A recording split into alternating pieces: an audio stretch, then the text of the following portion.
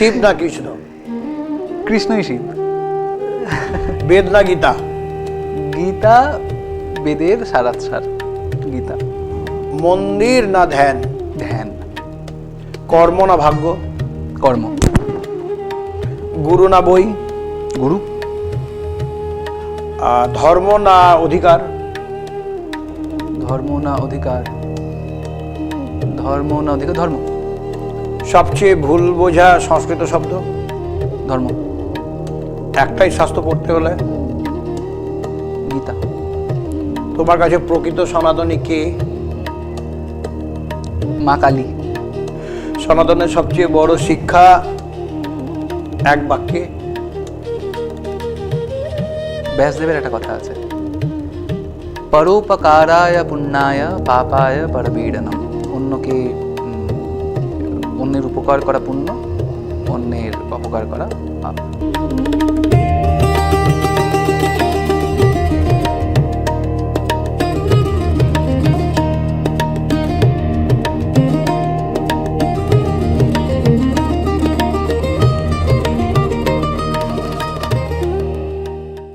নমস্কার, আমি সঞ্জয় রয়েছি আপনাদের সঙ্গে। আপনারা দেখছেন S2S মিডিয়া।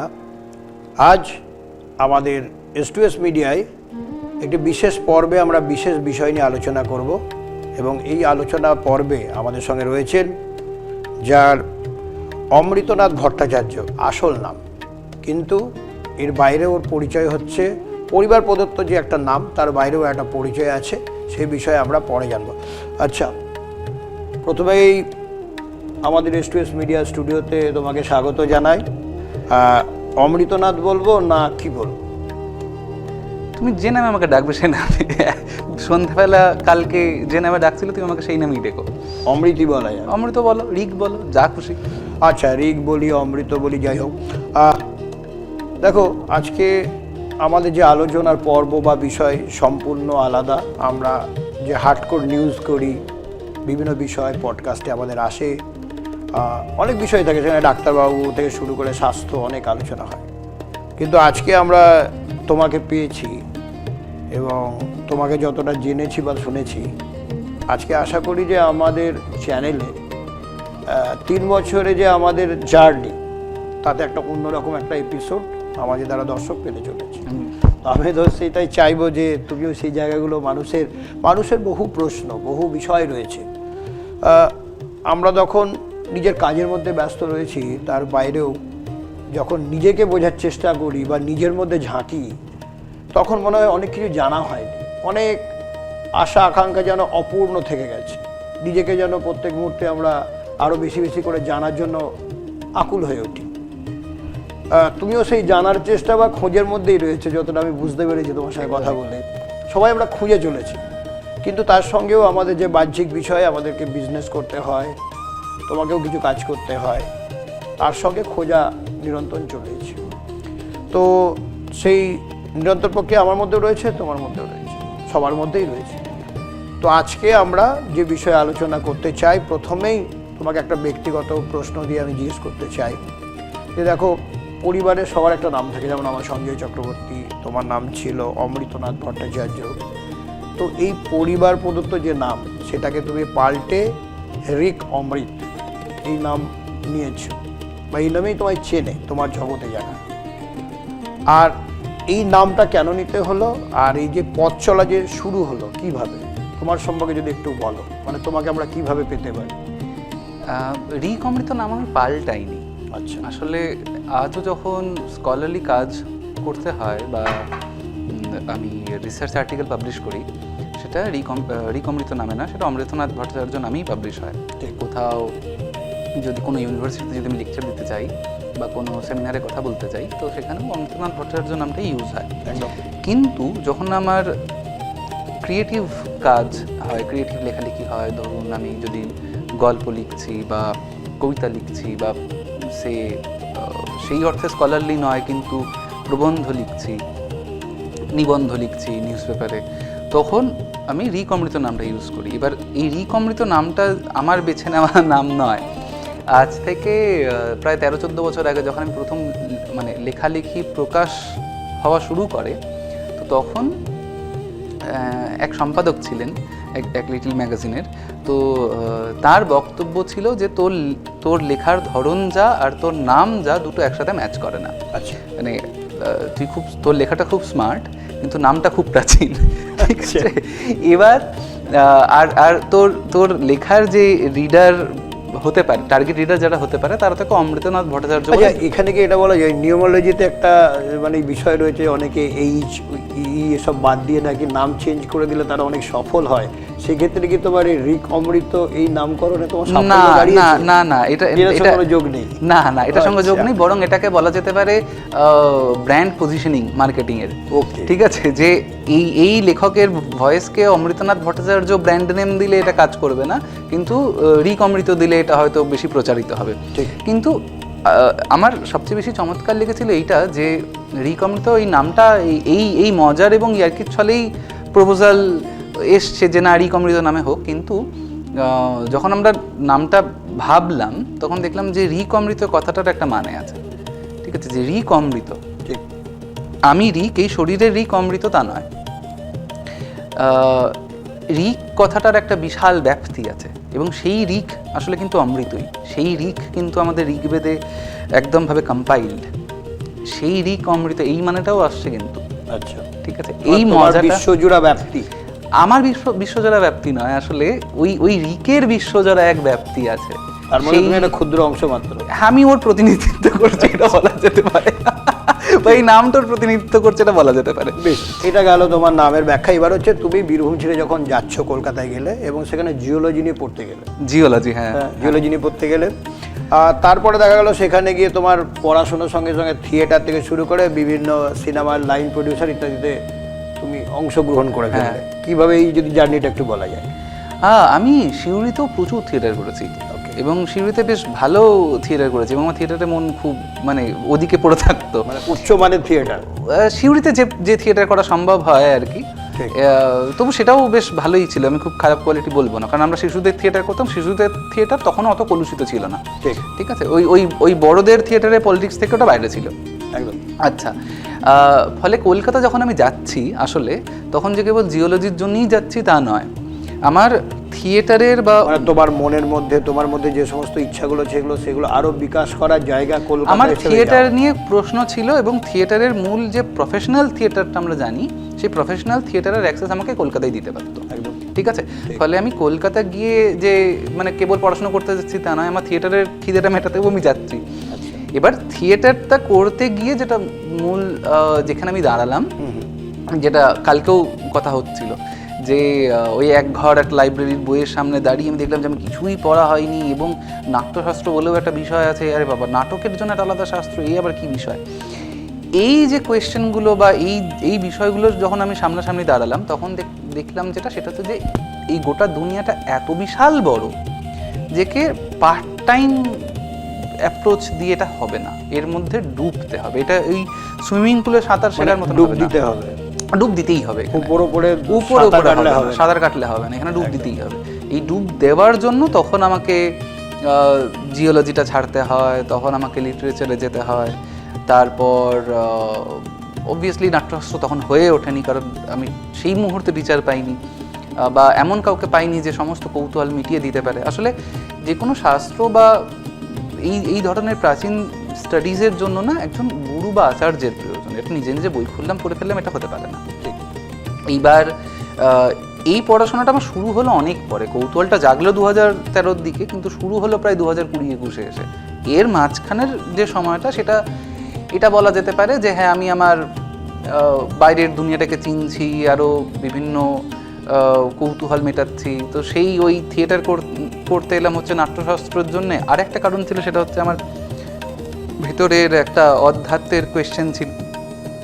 তো আমার যে প্রথম, আমার আজও মনে আছে, আমার যে প্রথম ওয়ার্কশপটা হয়েছিল থিয়েটারে, সেই ওয়ার্কশপটা হয়েছিল হচ্ছে একটি বাঁশির সুরের মধ্যে নিজেকে খুঁজে পাওয়ার একটা জার্নি আর কি। যে নিজেকে কি এখনো খুঁজে পেয়েছো না এখনো খোঁজ চলছে? এই তো ইনফাইনাইট পাথ আর কি, এ তো একদম নেভার এন্ডিং পাথ বলা যেতে পারে। এটা তো একটা গেল। এবার তুমি হচ্ছে শুরু করলে পড়াশুনো, ডুব দেওয়ার চেষ্টা করলে, প্রডিউসার হিসেবে কাজ করলে, তারপরে তখন তোমার মন সব থেকে ইয়ে হলো, এখনো তো তুমি পড়াশুনো করছো, কি বিষয় নিয়ে পড়ছো? আমি আবার নতুন করে এই বয়সে এসে সংস্কৃতে মাস্টার্স করছি। আচ্ছা আচ্ছা, তাহলে এখান থেকে তো একটা প্রশ্ন আসতে পারে, এই যে সংস্কৃত এবং সনাতন দর্শন এটা কি? এবং মানুষজন অভিযোগ করে না যে তোমাকে অনেকে বলে যে তুমি চঞ্চল, কারণ হচ্ছে তুমি কখনো জিওলজি নিয়ে ভাবছো, কখনো নাটক করছো, কখনো ইংরেজি সাহিত্যের প্রতি অনুরাগ, কখনো সংস্কৃত। এটা তো একটা চঞ্চল চিত্তের লক্ষণ, যেটা সাধারণ মানুষ দেখতে পায়। তুমি কি এটাকে চঞ্চলতা ভাবছো, না তোমার সেই প্রাপ্তি এখনো কমপ্লিট হয়নি বলে গভীর না আত্মত্ব না, দিকে যাচ্ছ? আসলে আমরা যখন কোনো একটা অভিযানে বেরোই, সবসময় যে কেবল ওই অভিযানটুকু করেই বেরিয়ে আসি তা নয়। না। যেমন ধরুন, রামের কাজ হচ্ছে সীতাকে উদ্ধার করা, ঠিক। রাবণকে বধ করা, এইটুকুই তো তার কাজ। কিন্তু এই যে সীতাকে উদ্ধার করবেন, তিনি লঙ্কায় যাবেন, এর মাঝখানে তিনি আরো অনেক কাজ করছেন। তার সুগ্রীবের সাথে বন্ধুত্ব হচ্ছে, সুগ্রীবকে রাজত্ব ফিরিয়ে দিচ্ছেন, নানান কাজ হচ্ছে। কিন্তু সেই সমস্ত কাজই কি বিচ্ছিন্ন মূল লঙ্কা অভিযানের থেকে? বিচ্ছিন্ন তো নয়, কারণ সুগ্রীব তার সঙ্গে মানে ধারাবাহিক প্রক্রিয়ার একটা পার্ট আর কি। একটা পার্ট। তো ওইটা তো যে লক্ষ্য- সময় আমি করছি, মানে যে সময় তিনি সুগ্রীবকে সাহায্য করছেন, সেই সময় বিচ্ছিন্নভাবে মনে হতে পারে যে আচ্ছা আমার হিরো ডিস্ট্র্যাক্ট হয়ে গেল, কিন্তু আসলে সেটা না, সেটা আমার মূল অভিযানেরই একটা মানে সাইডে প্যারালাল সাপোর্ট করবে আর কি আমার এই কাজটা। তো আমি যখন আমার মূল কাজটা হচ্ছে যে শাস্ত্রগুলোকে পড়া এবং শাস্ত্রগুলো সম্বন্ধে একটা নতুন আধুনিক কমেন্ট্রি লেখা।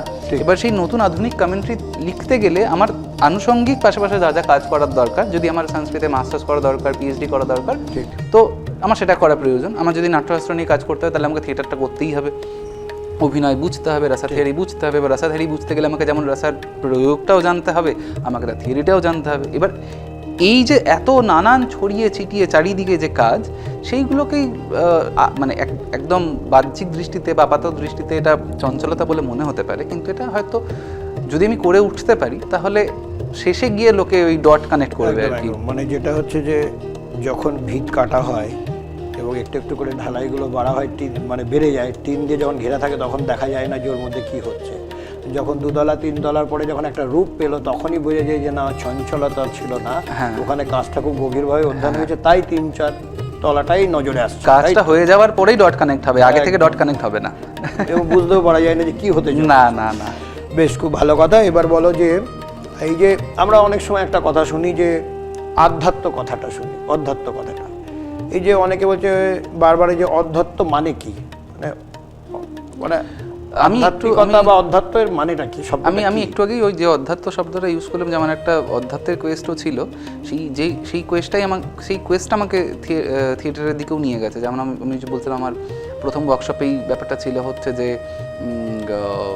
একটা বাঁশির সুরে নিজেকে খোঁজার চেষ্টা। আমার এক্স্যাক্ট ওয়ার্কশপটা হচ্ছে এরকম যে অভিজিৎ দা আমাদের দলে সে সময় যিনি বাঁশি বাজাতেন, তিনি একটা অন্ধকার ঘরে এক কোণে বসে, আমি যদি ভুল না করি তাহলে শিবরঞ্জনী রাগ তিনি বাজিয়ে যাচ্ছিলেন।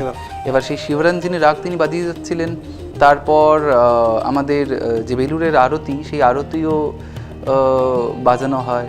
এই সব দিয়ে আমাদের এমন একটা সাইকোলজিক্যাল মেডিটেশনের মধ্যে নিয়ে যাওয়া হয়, একটা সাইকোলজিক্যাল জার্নির মধ্যে দিয়ে নিয়ে যেতে যেতে আমাদের একটা মেডিটেটিভ স্টেটের মধ্যে নিয়ে যাওয়া হয়। এই মেডিটেটিভ স্টেটের মধ্যে নিয়ে গিয়ে তখন ডিরেক্টর আমার কানে প্রশ্নটা করেন যে তুমি কে? এবার এই যে তুমি কে প্রশ্নটা তিনি আমার কানে কানে করলেন, এই তুমি আর আমার এই শরীরের ওই দ্বিরিক অমৃত বা দা অমৃতনাথ ভট্টাচার্য, এই দুটোর কেউ নেই। তখন ভেতর থেকে ওটা আমি বুঝতে পারছি যে না, এই আমি অন্য কেউ, যে এই রিকমৃতকেও দেখছে, যে অমৃতনাথ ভট্টাচার্যের নামটাও শুনছে, রূপটাও দেখছে, যে এই সমস্ত কিছুকে অবজার্ভ করছে, সেটা এই শরীরটা নয়, এই সমস্ত কিছু নয়। এই কোয়েস্টটা থেকেও আমার ওই থিয়েটারে আসা।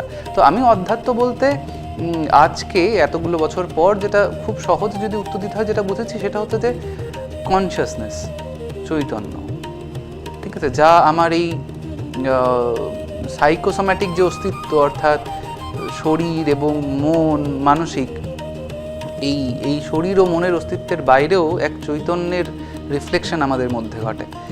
সেই চৈতন্যের খোঁজ এবং সেই চৈতন্যের উপলব্ধি করাটাকে আমি অধ্যাত্ম বলবো। খোঁজ চালু হয়ে গেছে, যে মানে চালু আছে না খোঁজ সম্পূর্ণ? না না, খোঁজ চলছে, খোঁজ সম্পূর্ণ। কতটা পাওয়া গেছে ওভাবে এটা মাপা যায় না।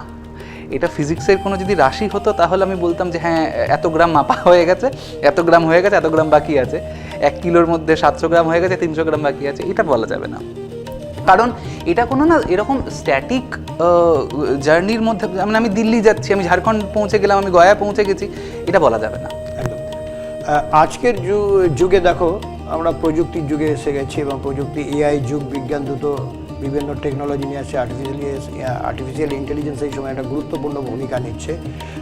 তখন ধর্ম নিয়ে আরও আলোচনা করা দরকার, এবং ধর্মটা এই মুহূর্তে কতটা বিজ্ঞানের সঙ্গে এবং নিজেকে, এই বিজ্ঞানের যে প্রভাব তার থেকে নিজেকেও তো একটা শান্তির খোঁজ করতে হয়, সেখানে ধর্ম কতটা গুরুত্বপূর্ণ ভূমিকা নিতে পারে?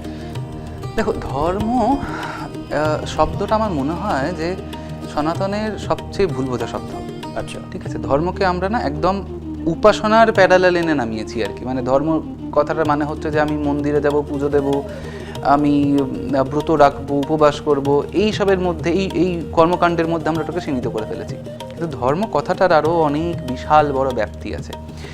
যেহেতু তুমি এআই এর কথা বললে, ফলে আমি তোমাকে এই ধরনের এই বাজারেরই একটা উদাহরণ দিয়ে আমি বোঝানোর চেষ্টা করি যে ধর্মটাকে আমরা পুরুষার্থের কথা বলি, হ্যাঁ, যেখানে অপবর্গ এবং ত্রিবর্গের কথা আছে, যেখানে ত্রিবর্গ হচ্ছে ধর্ম, অর্থ, কাম, আর অপবর্গ হচ্ছে মোক্ষ।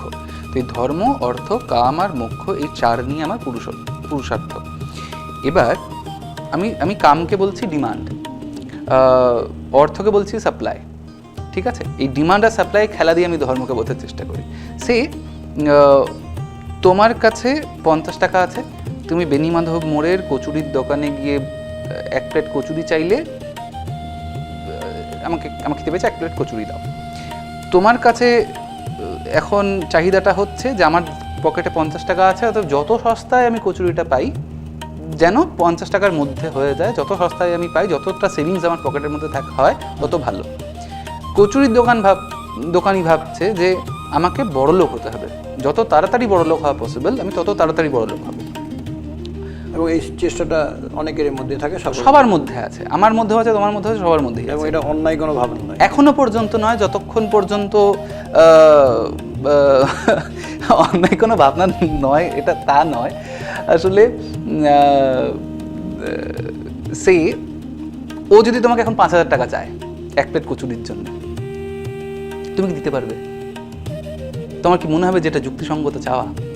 না। কিন্তু ওর তো চাহিদা আছে জীবনে, যে ওকে তো রাতারাতি বড় লোক হতে হবে, ওকে তো কচুরি বেচে বড় লোক হতে হবে। তেমনি তোমার চাহিদা হচ্ছে যদি ফ্রিতে দিয়ে দেয় আমাকে কচুরিটা, তাহলে তো তোমার থেকে বা তার থেকে ভালো আর কিছু হতে পারে। কিন্তু ও যদি তোমাকে ফ্রিতে খাইয়ে দেয় তাহলে তো ওর লস, ও তো বড় লোক হওয়ার থেকে গরিবে যাবে। তো তখন আমরা একটা মধ্যবর্তী নেগোসিয়েশনে একটা রুল সেট করি, যে রুলটা সেট করে আমরা বলি যে না, এই কচুরি 1 প্লেট কচুরির দাম হবে 30 টাকা। এই 30 টাকাতে ওরও লস হবে না, ওরও কিছুটা প্রফিট থাকবে, তোমারও মনে হয় যে হ্যাঁ আমি খেয়ে তৃপ্ত হলাম। ঠিক আছে, এই যে দামটা নির্ধারিত হলো 30 টাকা, যে নিয়মের দ্বারা এই দামটা নির্ধারিত হলো 30 টাকা, তাকে মার্কেটিংয়ে আমরা অন্য ল্যাঙ্গুয়েজের কথা বললেও এই ডিমান্ডের সাপ্লাই দিয়ে আমরা যে ধর্ম, অর্থ, কামকে বুঝতে চাইছি, সেখানে আমরা একে ধর্ম বলবো ওই নিয়মের দ্বারা। কিন্তু এতটাও সহজ নয় ধর্ম। তো এই যে এআই তৈরি হচ্ছে বা নতুন নতুন যে টেক এভলিউশনস হচ্ছে বা আবিষ্কার হচ্ছে, এর ফলে যেটা হচ্ছে সেটা হচ্ছে যে ধরো আমাদের কাছে অনেক সহজে অনেক তথ্য আসছে, তাই না? আমরা টেকনোলজিক্যালি অনেক ইমপ্রুভ করছি, আমাদের সোসাইটি এগোচ্ছে, আমাদের জীবন আরও সহজ হচ্ছে, এটা তো অস্বীকার করার কোনো উপায় নেই। কিন্তু এখানে একটা জিনিস বুঝতে হবে যে এই যাবতীয় যা এভলিউশন বা যাবতীয় যা প্রয়োজন বা যাবতীয় যা আবিষ্কার, সব কিছুই কিন্তু একটা আরও কির উপর দাঁড়িয়ে আছে। হ্যাঁ, এরপর কি, কিন্তু এর পিছনে কোনো কেন নেই, কারণ নেই। এই কারণটা এবং তার একটা ঔচিত্য বা তার উচিত পন্থাটা দেবে হচ্ছে ধর্ম। বিজ্ঞান তোমাকে বলবে যে আমার এখন ওয়াশিং মেশিন দরকার, তুমি ওয়াশিং মেশিন আবিষ্কার করবে, তুমি ওয়াশিং মেশিন ইউজ করবে। বিজ্ঞান বলবে তোমার একটা এআই ডেটা সেন্টার দরকার, তুমি এআই ডেটা সেন্টার বানাতে বসে যাবে। কিন্তু মুশকিলটা হচ্ছে এই এআই ডেটা সেন্টার বানাতে গিয়ে আমার প্রচুর প্রচুর প্রচুর প্রচুর জলের খরচ হবে, প্রচুর পরিমাণ জল লাগবে। সেই জলের যোগানটা দেবে কে? যদি যে অঞ্চলে একটা এআই ডেটা সেন্টার তৈরি হচ্ছে সেই অঞ্চলটা মানুষের বাসার অযোগ্য হয়ে যায়, তাহলে আমি জল বাঁচাবো না এআই ডেটা সেন্টার তৈরি করব? গুরুত্বপূর্ণ। যারা যারা যারা এআই এর ধরো কোম্পানির মালিক, তারা বলবে অবভিয়াসলি আমি এই ডেটা সেন্টার বানাবো, জলের কথা ভাবতে গেলে তো এআই এর ডেভেলপমেন্ট আটকে যাবে। কিন্তু বিষয়টা যদি আমি তার কথা শুনে এগোতে থাকি, তাহলে ব্যাপারটা একদিন এমন জায়গায় আসবে যে আমার চ্যাট জিপিটি, ক্লড এগুলো ফ্রি হয়ে যাবে, কিন্তু জলটা আমাকে কিনে খেতে হচ্ছে। তাহলে সেটা একটা সোসাইটিতে হারমোনি তৈরি করছে না। বোঝাতে পারছি? তাহলে এই হারমোনিটা তৈরি হবে কিভাবে? থ্রু ধর্ম। সোসাইটিতে যদি আমি এই যাবতীয় যে চাহিদা, প্রগ্রেস, ডেভেলপমেন্ট, এই সবের মাঝখানে এবং অপচয়, এই সবের মাঝখানে যদি আমি একটা ধর্ম প্রতিষ্ঠা করতে পারি, যে ধর্ম ডিসাইড করবে যে এই যে যাবতীয় যা ডেভেলপমেন্ট আর অপচয় দুটোই তো প্যারালালি চলতে থাকে, এই ডেভেলপমেন্ট আর অপচয়ের মধ্যে একটা ব্যালেন্স তৈরি করবে, যেখানে আমার যে ডিকি বা যে অপচয় সেটা খুব বেশি হয়ে যাবে না, যাতে ক্ষতি হবে না মানুষের, ঠিক আছে, আবার আমার প্রগতিটাও যাতে আটকে না যায়, দুটোর মধ্যে ব্যালেন্স ক্রিয়েট, এইটাই তৈরি করবে হচ্ছে ধর্ম। এটাই ধর্মের কাজ। এটাই সময়, এটা যুগ ধর্মের কাজ। মানে আমরা যে সময়ের ধর্ম যদি বলতে চাই, তাহলে আমরা এই যুগে আজকের দিনে এই যে আর্টিফিশিয়াল ইন্টেলিজেন্স থেকে আমরা সুপার আর্টিফিশিয়াল ইন্টেলিজেন্সের দিকে এগিয়ে যাব দিনে দিনে। আগামী 10 বছরের মধ্যেই হয়তো SAI চলে আসবে, আরও এগিয়ে যাবে, আরও এগোবে, সুপার আর্টিফিশিয়াল ইন্টেলিজেন্সের দিকে আমরা এগোবো। তো এই যে ব্যালেন্সটা, এই হারমোনিটা তৈরি করাটাই হচ্ছে আমাদের এই সময়ের কাজ। আর এই সময়ের যে নিয়ম বা যে পন্থা ওটা তৈরি করবে, যে ব্যালেন্সটা তৈরি করবে, তাকে আমরা বলতে পারি যুগ ধর্ম। আমরা যে একটা জিনিস ধরি যে ধর্ম আর মানব ধর্ম, এই দুটো কি একই জিনিস? আচ্ছা, এইখানে না একটা খুব বড় উত্তর দিতে হবে। সেটা কি? আগে আমরা ধর্মটা বুঝে নিই। কি ধর্ম শব্দটা আসছে ধ্রি ধাতু থেকে। হ্যাঁ, ধ্রি মানে হচ্ছে যা ধারণ করে, মানে যা সাস্টেইন করে আমাদের। কি ধারণ করে ধর্ম? এখানে আমরা ধর্মকে বুঝবো হচ্ছে মূলত দুটো আলাদা আলাদা দৃষ্টিভঙ্গি দিয়ে। একজন ব্যক্তি তার ইউনিভার্সালি সে নিজেকে কীভাবে অ্যালাইন করবে এবং সে সমাজে কীভাবে নিজেকে অ্যালাইন করবে। তো এই ধর্মকে যদি আমি বৈদিক সমাজ থেকে বুঝতে চাই, তাহলে ধর্ম মোটামুটি ঋত, সত্য এবং ধর্ম, এই তিনটি শব্দের একটা ট্রায়াডে, একটা ফ্রেমওয়ার্কে কাজ করে। ঋত কি? ঋত হচ্ছে এই যে পুরো বিশ্ব ব্রহ্মাণ্ড যে নিয়মে চালিত হচ্ছে, সেই নিয়মটাকে আমরা বলছি ঋত। ঠিক আছে, সূর্য প্রতিদিন, আমরা যদিও পৃথিবী সূর্যের চারিপাশে ঘুরছে, এই যে মহাকাশের যাবতীয় যা নিয়ম আমরা দেখতে পাচ্ছি, সূর্য পূর্ব থেকে উঠছে, পশ্চিমে অস্ত যাচ্ছে, এই যে পুরো সিস্টেমটা, এই পুরো নিয়মটা, এটা হচ্ছে ঋত। এবার এই ঋত একটা কর্ম, একটা কাজ, একটা নিয়ম, একটা ছন্দ, তার ফলে তার একটা ম্যানিফেস্টেশন হচ্ছে। তার ম্যানিফেস্টেশনটাকে আমরা বলি সত্য। দেখো, সত্য বলতে লোকে ফ্যাকচুয়ালি ট্রুথের কথা ভাবে, মানে ফ্যাক্টের কথা ভাবে। ফ্যাক্ট আর সত্য দুটো আলাদা কিন্তু। আচ্ছা, ফ্যাকচুয়াল ট্রুথের কথা আমি এখানে বলছি না, আমি বলছি যে ঋত যখন ম্যানিফেস্টেড হচ্ছে, সে একটা কিছু প্রডিউস করছে, রাইট? সেই ম্যানিফেস্টেড ঋতটা হচ্ছে সত্য। এবার পড়ে রইলাম হচ্ছে আমি অর্থাৎ পৃথিবীর যত যাবতীয় জীব, এই সমস্ত জীব সাধারণত ভূমা জীব, যারা কুকুর, বেড়াল, এরা সবাই সেই ঋতের সঙ্গে অলরেডি অ্যালাইন্ড। পাখি, গাছ, মানুষ হয় না অ্যালাইন্ড। মানুষের বুদ্ধি, মানুষের ইন্টেলেক্ট মানুষকে ঋতের সাথে অ্যালাইন্ড হতে দেয় না। সে সবসময় বিশেষ হওয়ার দিকে এগোয়, সে সাধারণ হতে চায় না। ঋত হওয়াটা হচ্ছে সব মানুষের মধ্যেই, এটা আমাদের ইন্টেলেক্টের দোষ, এটা মানুষের দোষ না। মানুষের ইন্টেলেক্ট সবসময় বিশেষ হতে চায়। এবার সেই বিশেষ হওয়া তাকে যেটা করে, তাকে ঋতু থেকে আলাদা করে দেয়। এই যে ঋতু থেকে তাকে আলাদা করে দিল, ফলে সেই যে প্রকৃতির যাবতীয় যা নিয়ম, সেখান থেকে দূরে সরে গেল। ঠিক আছে, তো এই যে দূরে সরে যাচ্ছে, এই তাকে দূরে সরে যেতে আমি দেবো না, তাকে আমি প্রকৃতির ওই ঋতের সঙ্গে অ্যালাইন করে রাখবো। যে উপায়ে তাকে আমি ঋতের সঙ্গে অ্যালাইন করে রাখবো, সেটা হচ্ছে ধর্ম। তো বৈদিক সমাজে ধর্মের যে কনসেপ্ট, সেটা হচ্ছে এটা। কিন্তু এটা গেল হচ্ছে আমার যে কসমিক ঋত কনসেপ্ট, সেই কসমিক ঋত কনসেপ্ট প্রজেক্টের সঙ্গে আমার ব্যক্তিকে আমি কীভাবে অ্যালাইন করছি, কিন্তু এই ব্যক্তি তো সমাজেও আছে। আমি একটু আগেই তোমাকে ধর্ম অর্থ কামের কথা বলছিলাম, যেখানে ডিমান্ড অ্যান্ড সাপ্লাই দিয়ে বোঝাচ্ছিলাম। তো এই সমাজেরও একটা ধর্ম আছে, সেই সমাজে ব্যক্তির একটা ভূমিকা আছে। সেই ভূমিকাগুলো কি? এই ভূমিকাটাকে আমরা সামান্য ধর্ম, বিশেষ ধর্ম এবং আপৎকালীন ধর্ম দিয়ে বুঝতে পারি। অর্থাৎ সামান্য ধর্ম মানে হচ্ছে, বা ধরো আমি যদি তিনটে স্টেট বলি, তিনটে অবস্থার কথা বলি, মানে দেশকাল, যখন যখন সোসাইটিতে কোনো সমস্যা নেই, যখন কোনো বিশেষ ভূমিকা নেই কারুর, একদম নর্মাল স্টেট, সেই সময় মানুষের কি কাজ করা উচিত, মানুষের যা করা উচিত সেটাকে আমরা বলবো সামান্য ধর্ম। সামান্য ধর্ম অর্থাৎ সে ধ্যান করছে, মেডিটেশন করছে, সে তার ঘুম থেকে ওঠা থেকে রাত্রিরে ঘুমোতে যাওয়া অবধি এমন একটা চর্যার মধ্যে দিয়ে যাচ্ছে যাতে করে সে সেই রীতের সঙ্গে নিজেকে অ্যালাইন করে রাখতে পারে। ঠিক আছে? আচ্ছা, দ্বিতীয় হচ্ছে বিশেষ ধর্ম। এই যেমন ধরো তুমি সাংবাদিক, তোমার কাজ হচ্ছে ফ্যাকচুয়াল যা কিছু ঘটেছে তা অ্যাজ ইট ইজ দর্শকের সামনে তুলে ধরা। এটা সাংবাদিক সঞ্জয় দার বিশেষ ধর্ম। ঠিক আছে? একজন শিক্ষক, তার বিশেষ ধর্ম কি? শিক্ষকতা। স্টুডেন্ট যদি কোনো প্রশ্ন করে, সেই প্রশ্নের উত্তর দিতেই হবে একজন শিক্ষককে, দিতে পারতেই হবে, সেটাই তার ধর্ম।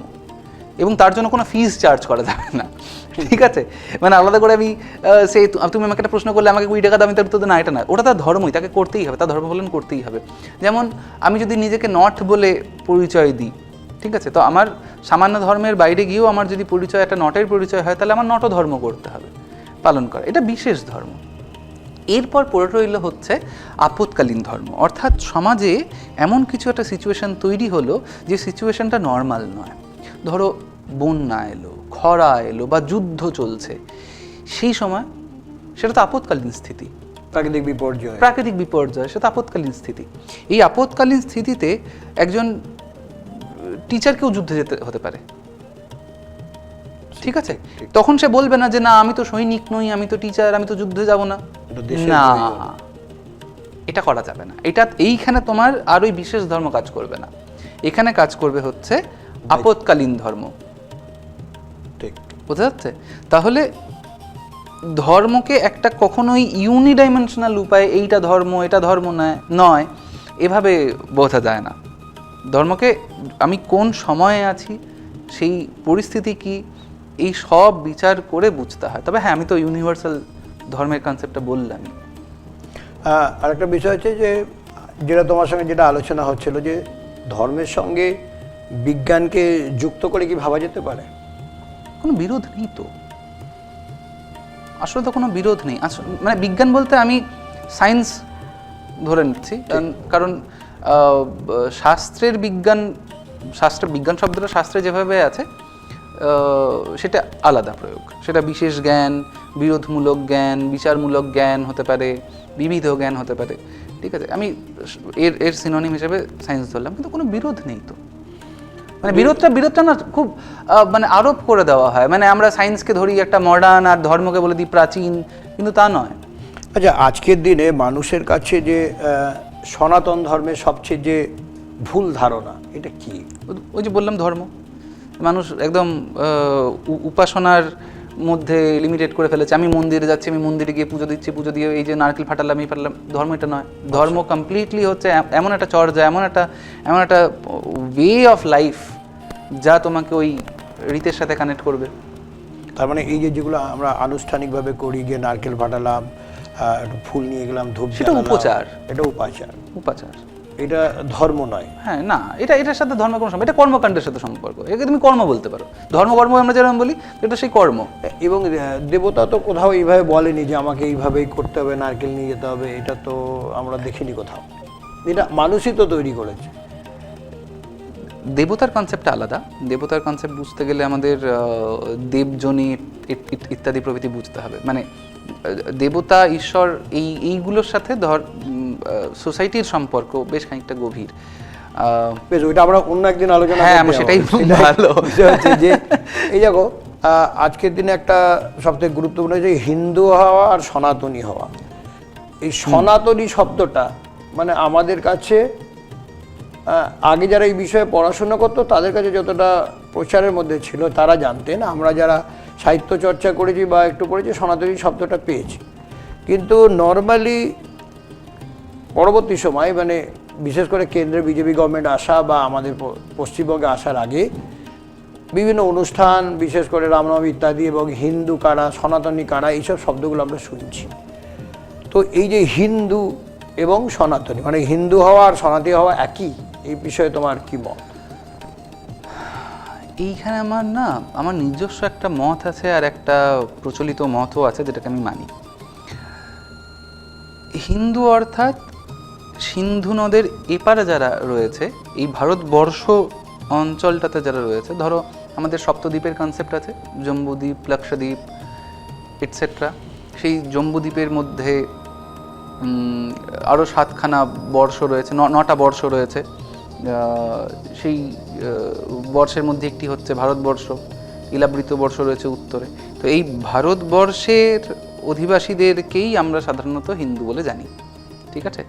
এই উত্তরে হিমালয়, দক্ষিণে সমুদ্রের যে বিস্তার ম্যাপে, তো এইখানে যে অধিবাসীরা তারাই হিন্দু, তাদের জীবনযাপন পদ্ধতিটাই হচ্ছে হিন্দু ওয়ে অফ লাইফ, এটাই হিন্দু, ঠিক আছে।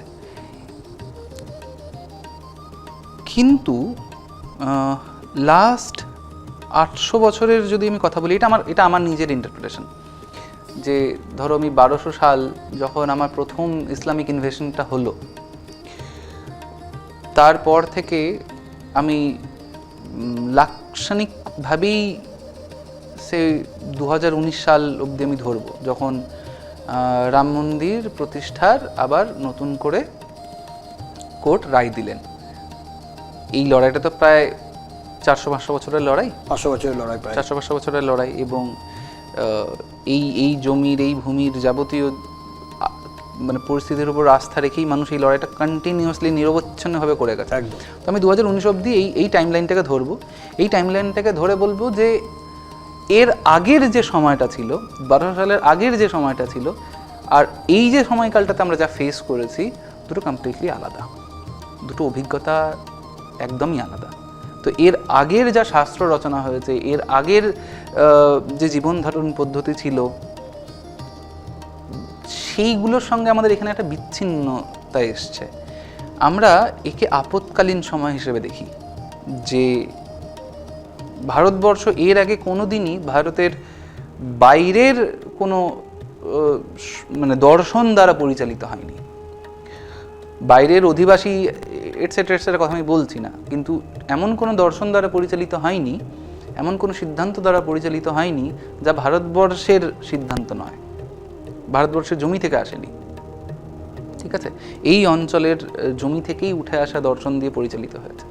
কিন্তু এই সময়কালটা জুড়ে মেজরলি মাঝখানের কিছু সময় ছাড়া, কয়েক দশক ছাড়া, পুরো সময়টা জুড়েই কিন্তু আমরা বিদেশি দর্শন দ্বারা ভারতের এই যে যাবতীয় যা পরিচালনা সেটা হতে দেখেছি। এবং সেই বিদেশি দর্শন থেকে নিজের দর্শন, নিজের আচারকে বাঁচানোর জন্য আমাদের অনেক আপৎকালীন শাস্ত্র তৈরি করতে হয়েছে, আমাদের অনেক আপৎকালীন আচার উপাচার এগুলোকে অ্যাডাপ্ট করতে হয়েছে। তো সেগুলোকেই না আমরা প্রায় ওগুলোই যেন অথেন্টিক আমাদের প্রাচীন ভারতীয় মানে মূল্যবোধ ইত্যাদি ভাবতে শুরু করেছি, সেটা নয়। তো এই আমাদের ইতিহাসের পড়ার মধ্যে দিয়ে এগুলোকে আস্তে আস্তে আমাদের মধ্যে বিভিন্ন ন্যারেটিভ তৈরি হয়েছে, সেই ন্যারেটিভের বোধ আমরা নানান রকমভাবে অ্যাডাপ্ট করেছি, রিজেক্ট করেছি। মানে মধ্যে বিষয়টা হচ্ছে যে এই যে 780-90 বছর যাই হচ্ছে, যে টাইমলাইনটাই হচ্ছে, বা 800 বছর যে টাইমলাইনটা হচ্ছে, প্রায় 820 বছরের একটা টাইমলাইন হচ্ছে। তো এই যে 820 বছরের টাইমলাইনে আমাদের যে অ্যাডাপটিভ ক্ষমতা বা আমরা যেভাবে এই পুরো পরিস্থিতিটাকে অ্যাডাপ্ট করেছি, সেটাই যে অরিজিনাল হিন্দুত্ব তা নয়। ফলে আমাদের কাছে যে হিন্দুত্বটা মানে অ্যাক্সেসটা রয়েছে আমাদের কাছে এই মুহূর্তে, সেটা ওই প্রাচীন মানে প্র্যাকটিস, প্রাচীন ওয়ে অফ লাইফ নয়, সেটা একটা আপৎকালীন সময়ের ওয়ে অফ লাইফ। ঠিক আছে, আমি আমি আমি জানি না কথাটা খুব জটিল হচ্ছে কি না, কিন্তু সেখান থেকে আমার মনে হয় এবার একটু বিশেষ সময়ের দিকে এগিয়ে যেতে পারি আমরা। হয়তো এবার বলতে পারি যে না, এবার আপৎকালীন সময়টা দূর হচ্ছে, অনেকটা কাটছে। এবার ধীরে ধীরে কাটবে, এবার আমরা উল্টো পথে হাঁটা শুরু করেছি। তো আমরা যদি উল্টো পথে হাঁটা শুরু করি, তাহলে আমাদের ওই আপৎকালীন সময়ের আগের যে পরিস্থিতি ছিল সেটাকে দেখার প্রয়োজন।